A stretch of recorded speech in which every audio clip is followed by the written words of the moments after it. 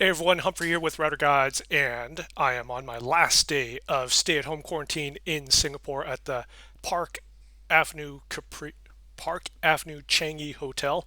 Just to prove it to you, here's the Homer app. 1 hour left. Let me just tell you in this video how everything has been and the strategies you can use to survive this. So, just an overview. It's no big deal.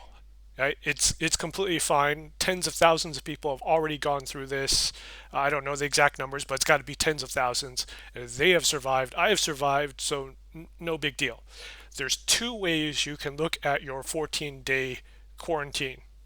One extreme is you could look at it as a prison sentence, right? Oh, woe is me. I'm not going to be able to go outside. This is going to suck, right? That's not a good way of looking at this. Another way of looking at it is it's an adventure. If you've never stayed 14 days in a room before, well, this will be new, right? So something new. Also, it allows you to break some old habits. One thing I hear often is there's been smokers out there. You can't smoke in this room, so 14 days, no smoking. It might be a good time to break that habit. Also, you realize that you waste a lot of time preparing to go out and going out and fixing your hair and all this stuff. So you realize that time is a gift while you're in here, and all the stupid things that you waste time normally makes you really think. Also, it can be time to get good habits, better habits, which we'll talk about. But before I get into that, let's talk about the hotel, Park Avenue Changi Hotel. They've been great. The staff has been great. I did a previous video about the food, and I said that I had never received a hot meal, like a hot meal. Uh, they have redeemed themselves. Good on them. I don't know if they've been watching my videos or if they're on the Facebook channel or forum, but for the last 3 nights, I've had a dinner hand delivered and it was hot, like awesome. Right, 3 nights in a row, the dinner has been hot. So good. They didn't need to do that, but pretty awesome. Okay, so let me show you. This morning, the hotel, as part of breakfast, they gave me a couple things. A nice best wishes, kind of cool. Nice touch. Dear Humphrey Chung, congratulations on completing your stay home notice. Yes. On behalf of our entire team at Park Avenue Changi, we wish you all the best and hope to see you again. Hashtag SG United Park Avenue Moments. Kind of cool. I'm gonna keep this. Nice touch. Put that over here. They also sent over a sheet with a couple things. Right, your stay will end depending on the negative swab test. Right, so don't have COVID.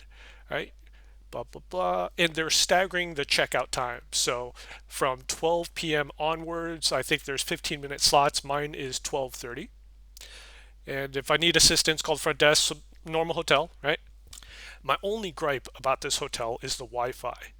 So if you need to work on the internet and you need to do WebExes or Zoom or GoToMeeting, if that still exists, this might not be the right hotel for you. But in their defense, yep, and they're hitting.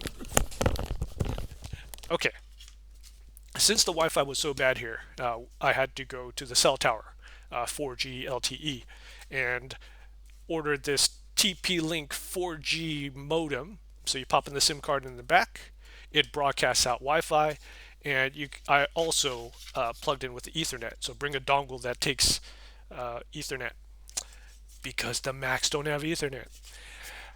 You see these two mega antennas here. These pick up the 4G signal a lot better than your phone, so the data rate should be boosted. Now, you order this.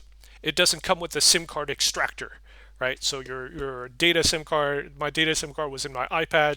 I had to fish it out, and I was like, man, I don't have a SIM card extractor. So I ordered, fell on the floor. This is a syringe needle, and these are orderable through Fair Price Online.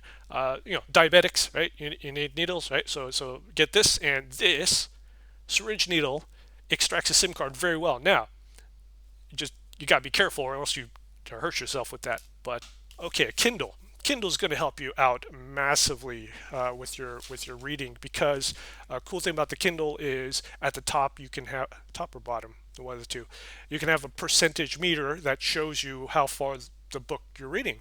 So one of the things you could kind of do as a mini game is, whenever you read, always try to read like 2% or 3%, set some small number. It doesn't have to be a humongous number, but every time you pick up the Kindle, read a couple percent, and you will find that you'll finish the book.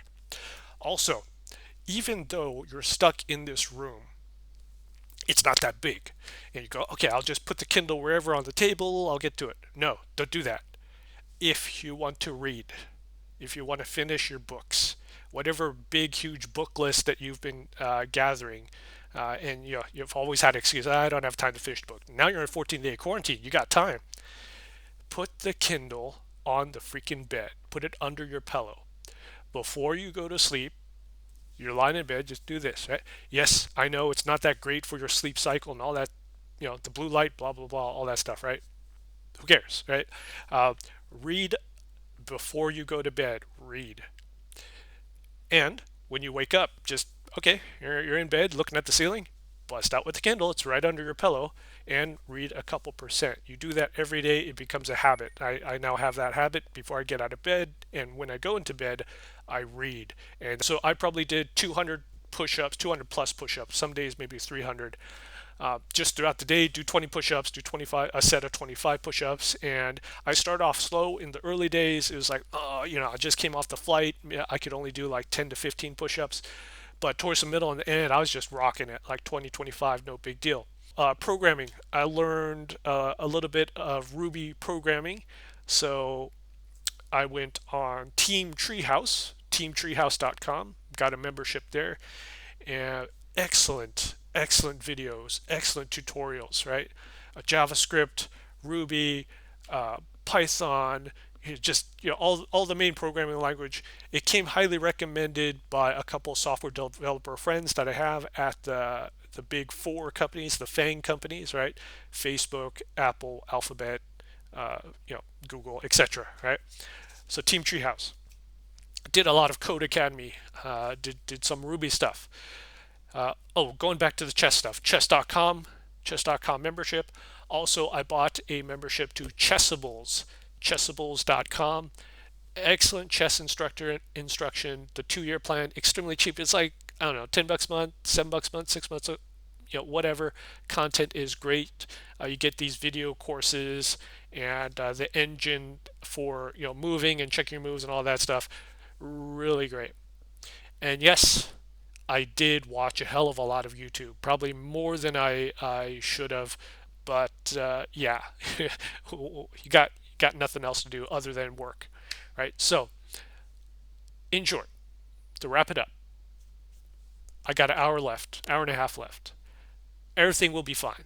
You will be absolutely fine. All right, hope you enjoyed these series of videos on the stay home notice in Singapore. Everyone, please be safe.